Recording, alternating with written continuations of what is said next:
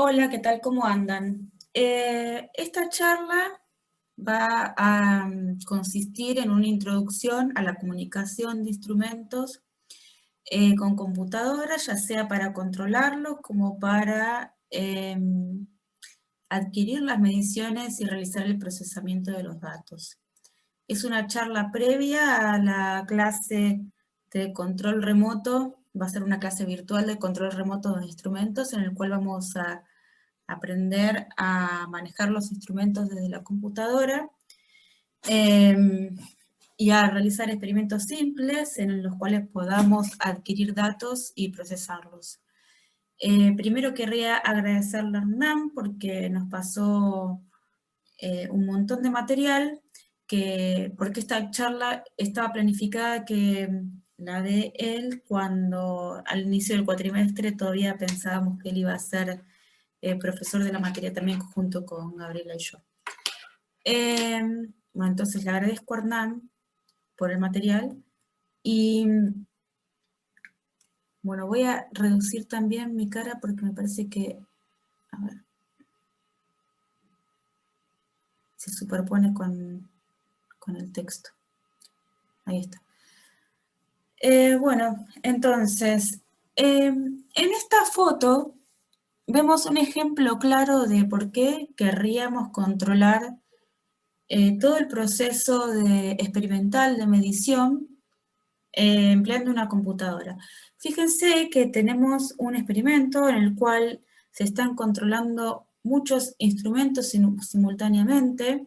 Tenemos un osciloscopio, hay un control PID, o sea, proporcional integral diferencial para mantener estables posiciones de una platina, en este caso, una platina de microscopio. Hay un AFM, acá vemos el video de la punta de la AFM mientras se está midiendo, y además estamos procesando los datos para mostrar imagen de fluorescencia, imagen de AFM, que se están midiendo simultáneamente.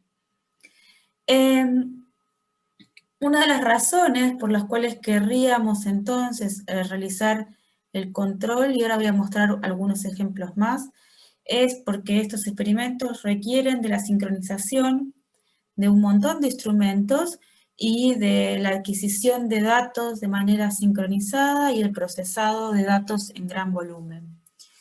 Queremos también que estos datos que estamos adquiriendo sean verificables, es decir, que si en algún momento tuvimos un problema en el experimento, queremos volver a adquirirlos, tener registro donde los guardamos,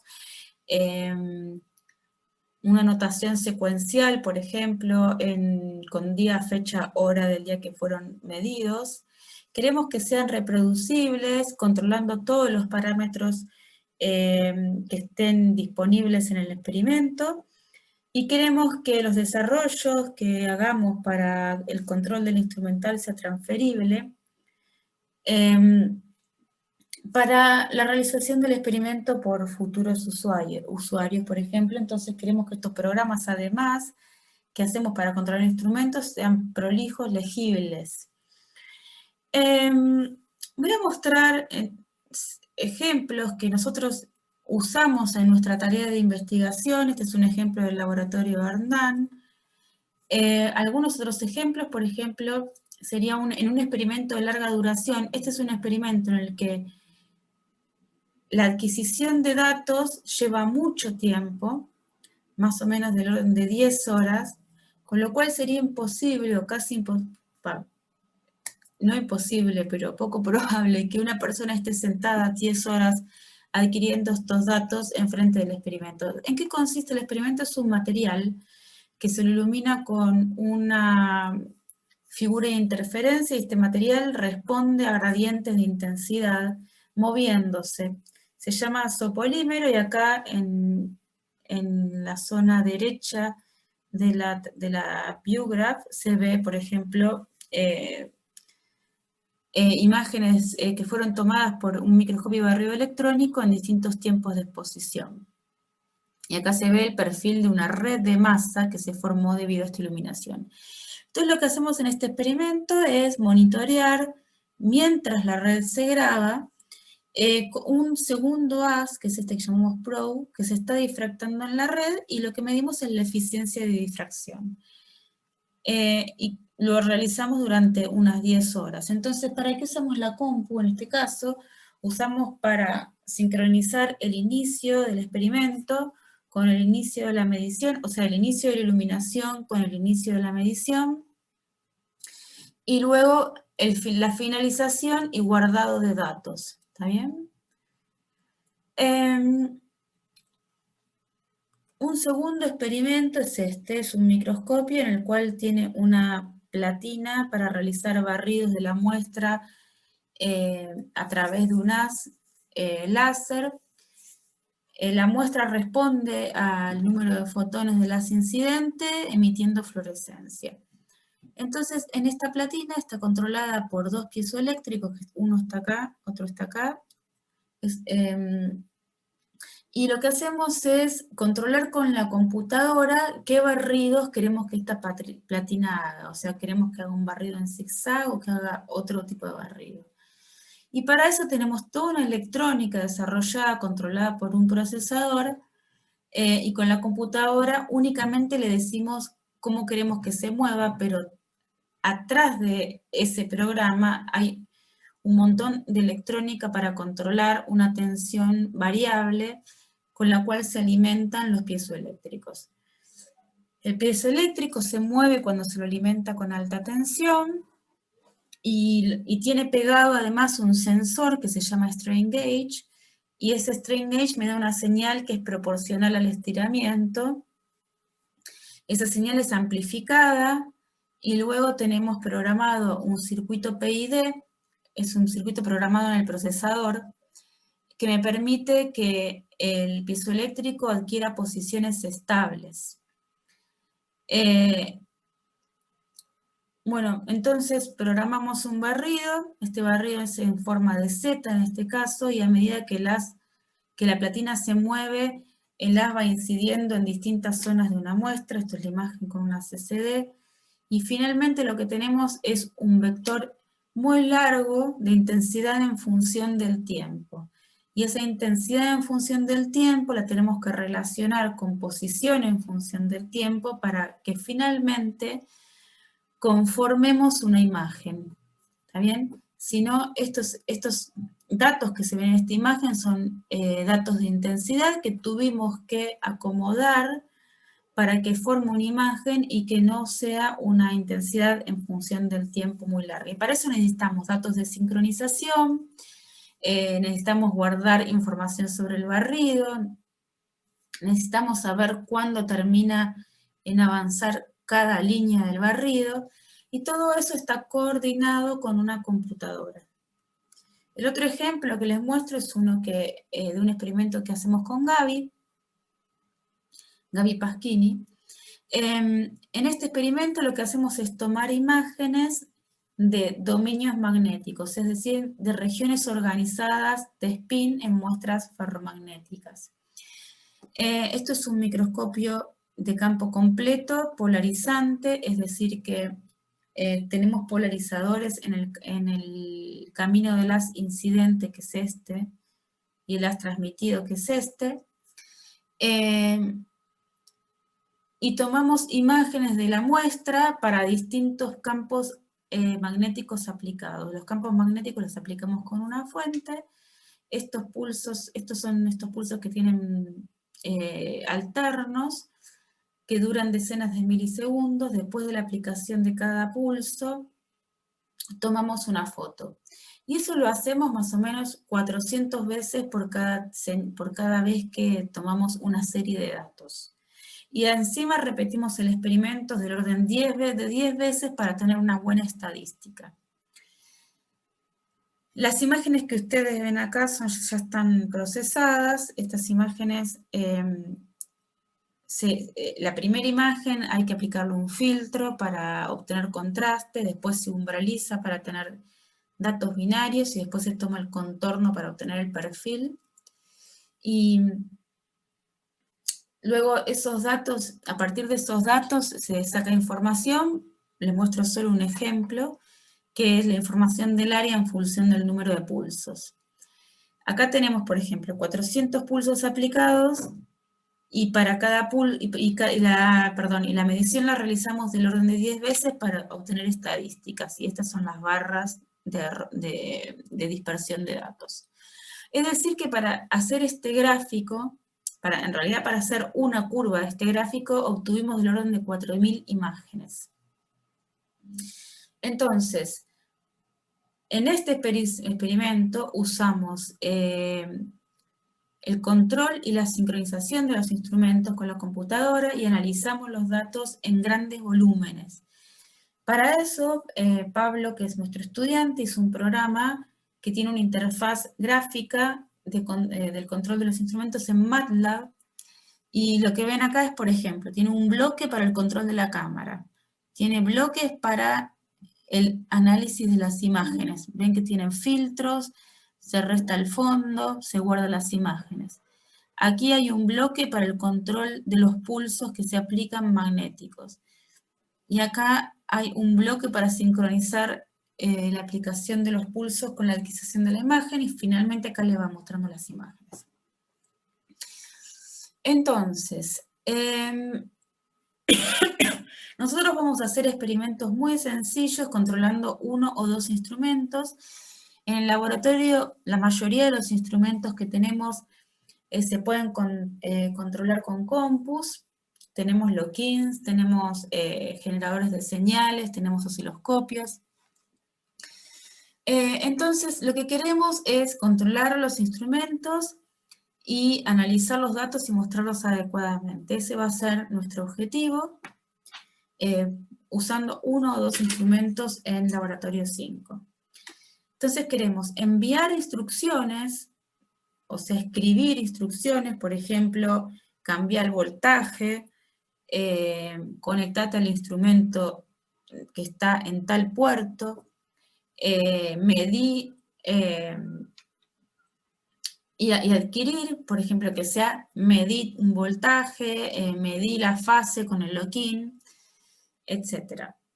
Ahora, para hacer eso necesito tener canales de transmisión. Los canales de transmisión se establecen usando los distintos puertos de los instrumentos, que de esto vamos a hablar en breve, para lo cual cada puerto y cada cable de conexión va a tener sus características de velocidad, por ejemplo, de ancho de banda. Cada cual va a tener, bueno, el largo del cable que voy a poder transmitir la información, cada cual va a tener sus propias características, ventajas y desventajas. Después necesito un lenguaje que sea en común, tanto de la computadora como del instrumento. Y ese lenguaje es un lenguaje que está codificado en un código binario,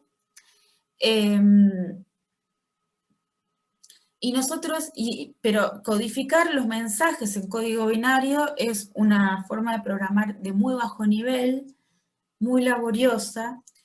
Existe lo que se llama Virtual Instrumentation Software Architecture, que es un software diseñado con módulos básicos de control, por ejemplo, esto que yo les decía, dame un voltaje, configura una escala, y eso ya viene armado para ser programado con otros programas de alto nivel, como son, por ejemplo, LabVIEW, Python, MATLAB, C++. Entonces, nosotros vamos a usar Python porque fue la elección de la mayoría del curso, pero en la clase práctica podemos discutir aquellos que quieran usar MATLAB también. Entonces, ¿cómo se establece la comunicación con una computadora? Lo primero que hay que hacer es lo que se llama, no lo hace uno, sino que también viene automáticamente programado, es lo que se llama handshake, que es una negociación entre los dos instrumentos sobre cuál va a ser el protocolo que se va a usar para la comunicación. Y con eso queda abierto el canal de comunicación. En ese intercambio en esa configuración del protocolo se realizan intercambios de señales entre la computadora y el instrumento y, por ejemplo, se fija a qué tasa se van a transmitir los datos, cuál va a ser la codificación, qué alfabeto se va a usar, cuál va a ser la paridad, etc. Una vez que está establecido el canal de comunicación, se puede comunicar el instrumento con la computadora y la comunicación es secuencial, o sea, que la compu le envía una solicitud, a nosotros a través de la compu le enviamos una solicitud al instrumento, el instrumento responde, realiza lo que tenga que hacer y luego se envía una respuesta a la computadora de manera secuencial. Ahora lo que necesitamos es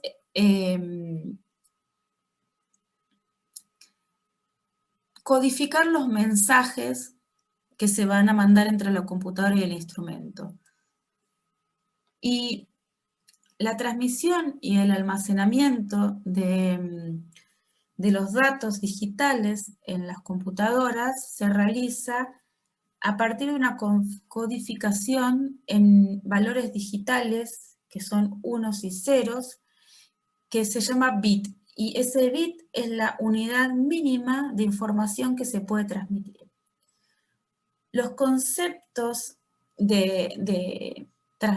para transmitir mensajes con lógica binaria ya habían sido establecidos con la invención del telégrafo a partir de los códigos Morse, o sea, que se transmitía la información codificada en valores de tensión corto y largo, corrientes corto y largo, que son en los puntos y rayas del código Morse. En 1947, Shockley inventó el transistor y a partir de allí fue posible no solamente transmitir información, sino además procesarla y almacenarla. Luego, en el 49, Shannon y Weber desarrollaron la teoría de la información, que es la teoría por la cual se estudia el procesado de la información, la medición de la información, qué capacidad tienen los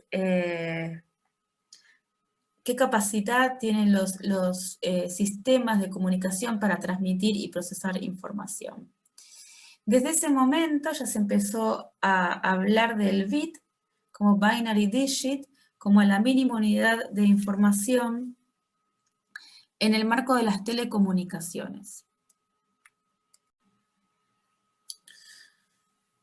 Bueno, pero lógicamente hoy no usamos más el telégrafo para transmitir información, hoy en día se usan sistemas mucho más avanzados en los cuales se usan microprocesadores cuya componente más elemental son las compuertas digitales. Estas compuertas digitales operan sobre números binarios. En la lógica binaria hay únicamente dos posibilidades de números que pueden ser, por ejemplo, el 1 lógico o el 0 lógico, el verdadero o el falso, alto o bajo. Cualquiera de estos números está representado por los valores 1 y 0, que en realidad en las computadoras o en los circuitos son valores de tensión. Por supuesto que las compuertas están formadas por otros componentes electrónicos y en general estos son diodos, resistencias o transistores, y acá les muestro circuitos básicos de diodos de compuertas, ¿no? AND, OR, NOR.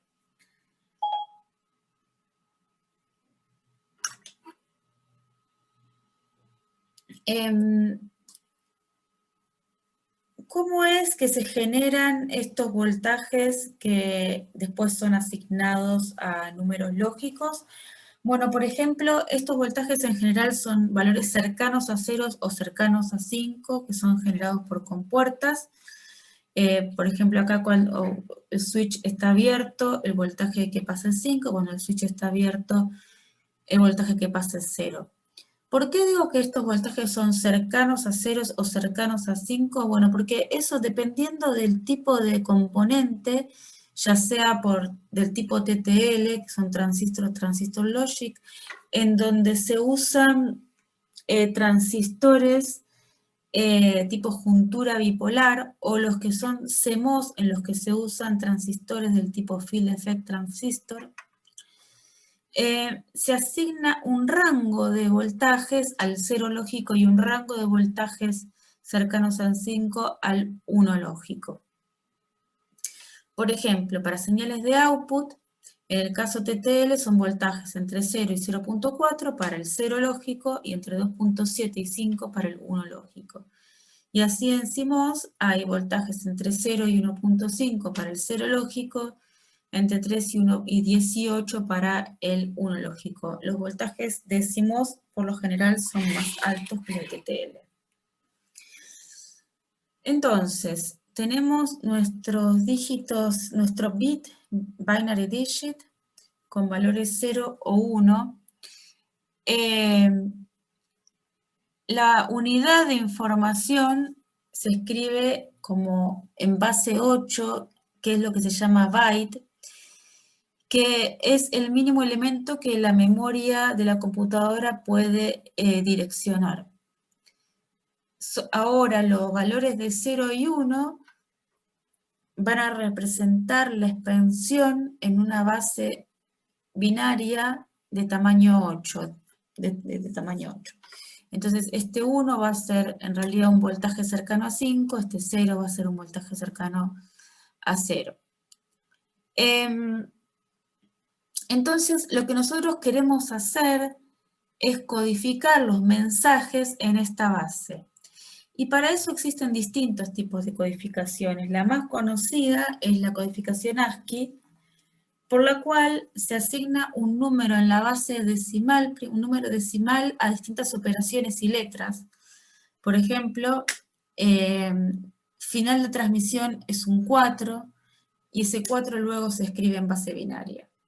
El backspace del teclado es un 8, y ese 8 se escribe en base binaria. Y así cada letra del abecedario también tiene asignado un número decimal que se escribe en base binaria.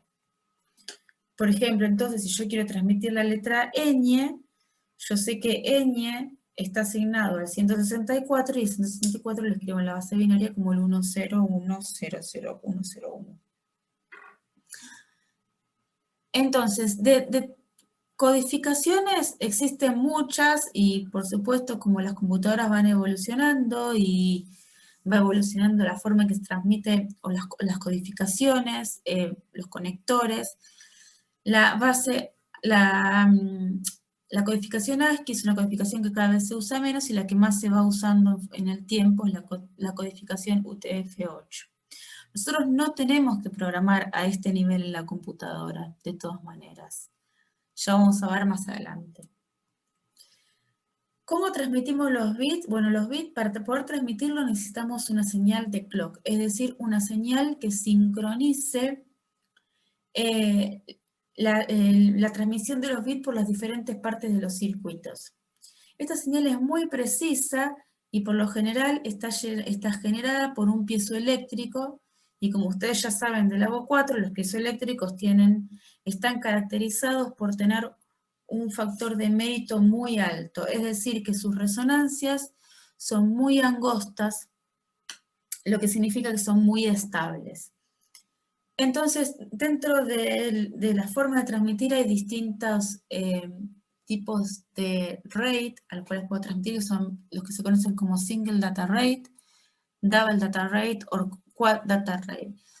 ¿Qué significa esto? Bueno, en single data rate voy a transmitir un bit por periodo de clock. Double data rate significa que voy a transmitir 2 bits por periodo de clock, y quad data rate se imaginarán que será que voy a transmitir 4 bits por periodo de clock. Y para eso se usan, por ejemplo, en lugar de usar el ciclo útil, o sea, esto, se usan los flancos. O sea, sincronizo la señal con los flancos de mi señal de clock. Por ejemplo, las memorias DDR1, las DDR4, el AMD Athlon 64, todos trabajan con esta forma de transmisión, el Double Data Rate. Bueno, Dentro de los tipos de puertos los podemos clasificar en dos. Los que transmiten los bytes, o sea, bytes, recordemos que un byte son 8 bits. Los que transmiten los bytes de manera paralela, o sea que va cada bit por un cable y van sincronizados en el tiempo. Y los que transmiten los bytes en serie, o sea que cada bit va uno atrás del otro en secuencia temporal.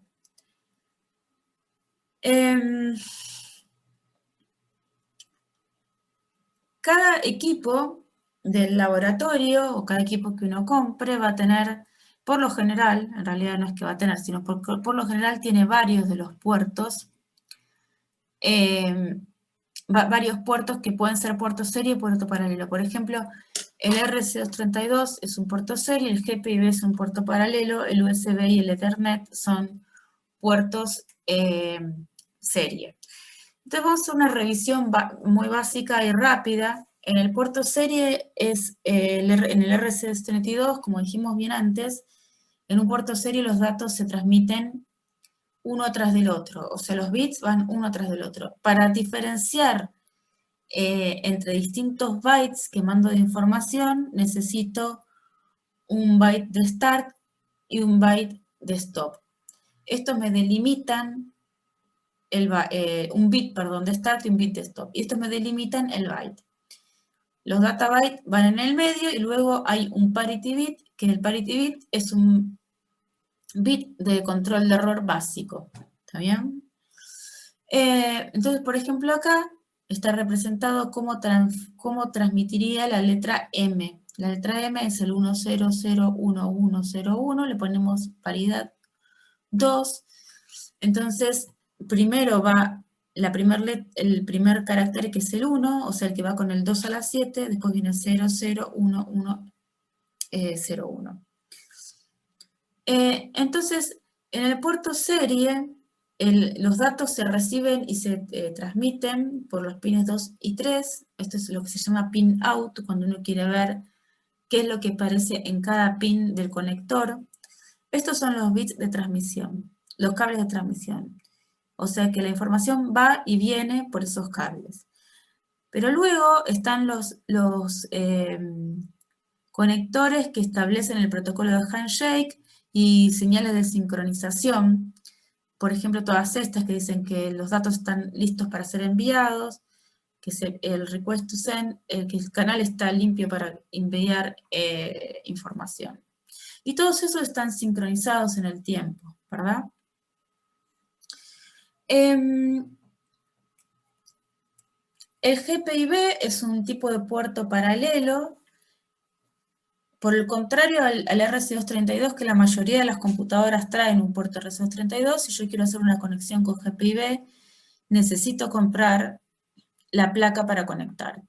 Los cables de GPIB son cables muy gruesos porque llevan muchos más cables, muchos más pines que el RC232.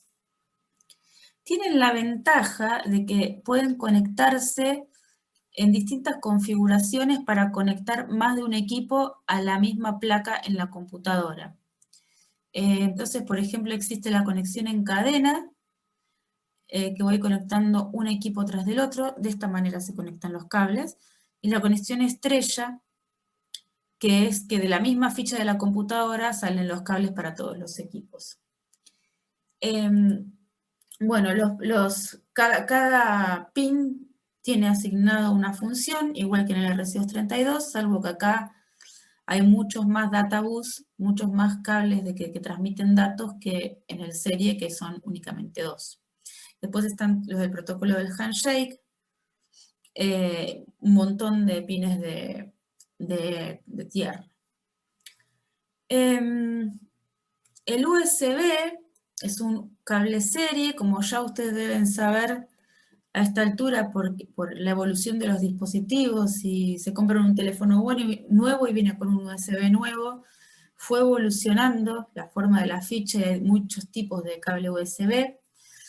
En estos hay una señal de tensión y un cable de y dos cables que transmiten información. La ventaja de los USB es que se pueden conectar varios a un hub. Entonces, de esa manera puedo tener, por ejemplo, mi equipo Bluetooth, un flash drive, o sea, un pendrive, puedo tener mouse, teclado, puedo tener el osciloscopio también. Y los USB, como también ya deben saber a esta altura, es que pueden conectar un montón de tipos de dispositivos diferentes. Por ejemplo, dispositivos de audio, dispositivos de más storage, son los flash drive, etc. Los de Ethernet son los que normalmente se usan para conectar las computadoras a los modems. Son redes de área local, o sea, son de corta distancia, pero son de muy alta velocidad. Los Ethernet también fueron evolucionando y se pueden encontrar de distintas velocidades. Por ejemplo, la base 1000 base T es una transmisión de 1 giga, que son los más rápidos que uno puede encontrar. Entonces, vamos a hablar ahora un poco de ancho de banda, bitrate y latencia. Así como en el tránsito, uno dice, si tengo cuanto más autos tenga, quiero que anden más rápido para que se me descongestione la carretera. Bueno, es similar aquí. Acá les muestro un ejemplo en el que se graban, hay videos con distintas características, o sea, videos de 60 frames por segundo estéreo. El video que además tiene sonido surround, tiene mucho más volumen de datos, o sea, a medida que evoluciona la tecnología de videos, cada vez tengo que transmitir más información y por lo tanto cada vez necesito más velocidad para transmitirla. Si queremos ver cuál es el mínimo de ancho de banda que necesito para transmitir estos datos, lo que puedo pensar es lo siguiente. El bit, la secuencia 101 es la secuencia más rápida que tendré que transmitir. Si yo quiero escribir las componentes de Fourier de esta secuencia, la primera es aquella que tiene una frecuencia que es la mitad que la del bitrate.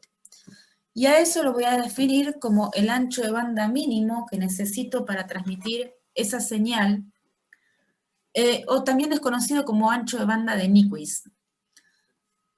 Por supuesto que si quiero describir estos pulsos muy bien, necesito frecuencias cada vez más grandes para hacer una descomposición de Fourier y poder transmitir la forma de estos pulsos. Pero la mínima que necesito es el bitrate sobre 2. ¿Qué me dice esto? Exactamente lo que les dije antes, que si yo quiero transmitir a mayores tasas de datos, necesito mayor ancho de banda.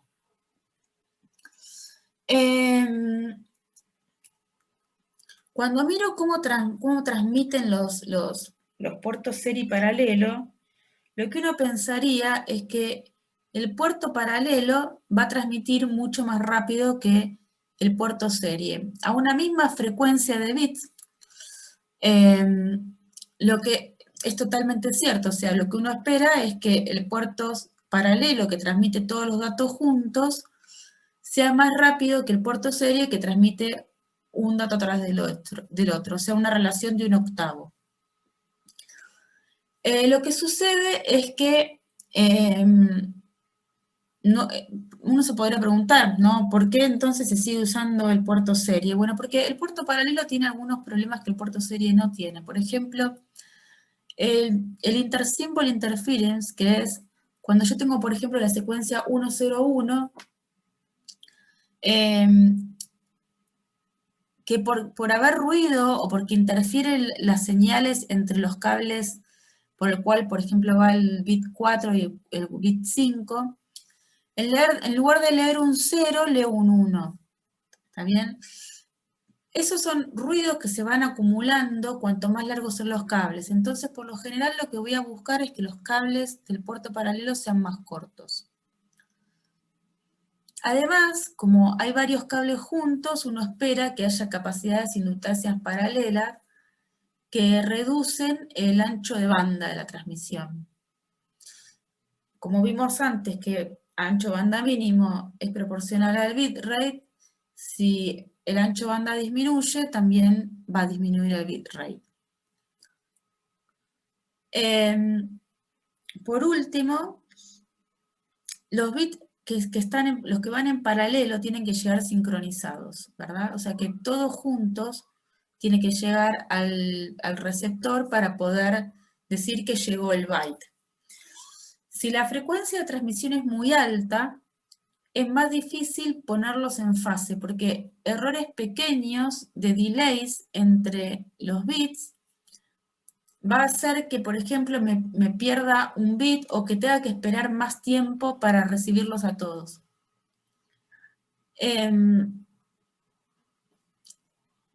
Entonces, perdón, o sea, si vienen con delay, tengo que esperar más tiempo para recibirlos a todos.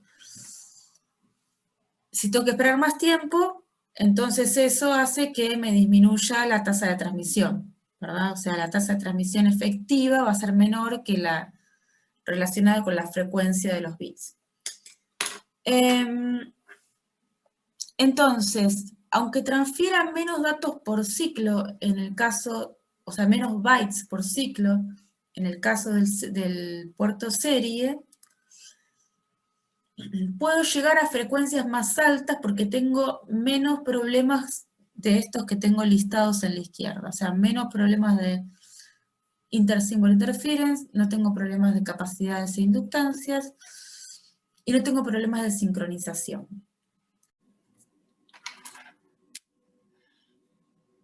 Bueno, entonces lo que nos queda es la latencia. La latencia es la suma de retardos que la señal va adquiriendo a medida que se propaga por la línea de transmisión. Estos retardos pueden ser producidos, por ejemplo, por tener paquetes muy grandes o por los buffers que están dentro de los equipos. El buffer es una memoria transitoria, es una memoria en la cual los datos se almacenan de manera temporal para evitar que el programa se quede, el programa no, perdón, el programa o el recurso se queden sin datos durante la transmisión. Operan en un sistema de cola, lo que se suele conocer como un nombre de FIFO, que significa first in, first out, o sea que el primero que entra es el primero que sale. ¿Está bien? ¿Cómo se ve la latencia en los papeles, digamos? Bueno, supongamos que queremos transmitir desde un lugar que está a 20 kilómetros de la facultad y la información va y vuelve, ¿no? Entonces, el tiempo mínimo que debería tardar en ir y volver debería ser la distancia, o sea, 20 para un lado y para el otro son 40, dividido una velocidad de propagación. Y como velocidad de propagación podríamos elegir para tener un orden de magnitud, ya sea la velocidad de propagación en una fibra óptica, que sería del orden del índice del vidrio por la velocidad de la luz, o sea, 1.55, perdón, sobre la velocidad de la luz, C sobre 1.55, o 2/3 de C, que es la velocidad de propagación de ondas en cables. En ese caso, el tiempo requerido es del orden de los 0.2 milisegundos. Ahora bien, el tiempo medido esto fue Hernán que midió este tiempo usando esta función pin de FUA, obtuvo que para transmitir 56 data bits, el tiempo fue de 26 milisegundos. Entonces, este tiempo efectivamente es mayor que el tiempo esperado, por lo general, y a esto se le llama latencia. En esta tabla está como una comparación entre los parámetros que de cada tipo de conexión, de cada tipo de puerto, en donde está los bits por segundo, o sea, la velocidad de transmisión, el número de dispositivos que se puede conectar por cable, la distancia máxima que se puede transmitir y la latencia. Lo que podemos ver en esta tabla es que ninguno reúne todas las cualidades de velocidad máxima de transmisión, número máximo de dispositivos, etc. Sino que yo marqué en color violeta la mejor cualidad de cada uno. Con esto que quiero decir que no hay uno que va a ser mejor que el otro, sino hay que pensar para qué quiero esa conexión, o sea, para conectar qué quiero esa conexión. Por ejemplo, si yo quiero una conexión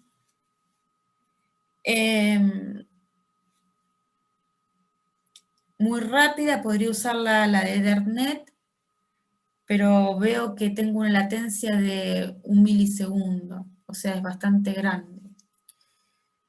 Si quisiera conectar muchos dispositivos, podría usar el USB, que me conecta hasta 127 con hubs, pero nuevamente la latencia es grande, bueno, salvo que use los de alta velocidad, que es 125.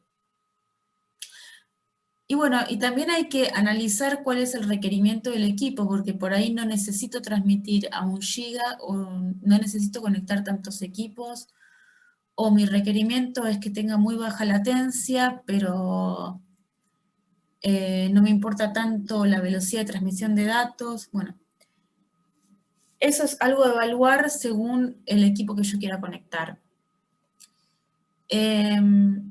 Por último, acá tenemos una comparación de relación de bandwidth y latencia para distintos tipos de conectores con distintas tecnologías.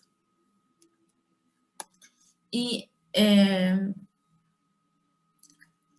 bueno, nos falta decir solo unas palabras sobre el Virtual Instrumentation Software Architecture. Los instrumentos que tenemos en el laboratorio, por ejemplo, que son los de National Instruments, los de Agilent, los de Hewlett Packard, todos tienen sus funcionalidades escritas en este lenguaje VISA, o sea que ya tienen la mayoría de las funciones que ustedes van a necesitar programadas en módulos. Ustedes solo tienen que sincronizarlos, arreglarlos según el experimento que ustedes vayan a realizar. Por ejemplo, no todos van a necesitar medir una tensión,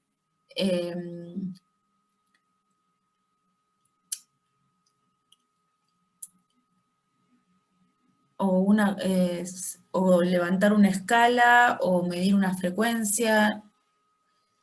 Entonces, lo que decimos es que este Virtual Instrumentation Software Architecture son pequeños módulos de software que me permiten, usando un programa de alto nivel, como puede ser LabVIEW, bueno, LabVIEW ya no se usa más, MATLAB, Python, etcétera, controlar los distintos instrumentos a través de los puertos USB, serie GPB, Ethernet.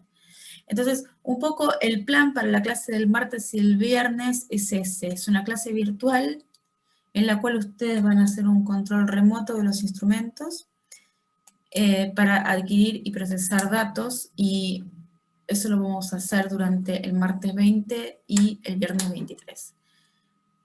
Bueno, muchas gracias por la atención y nos vemos en la semana.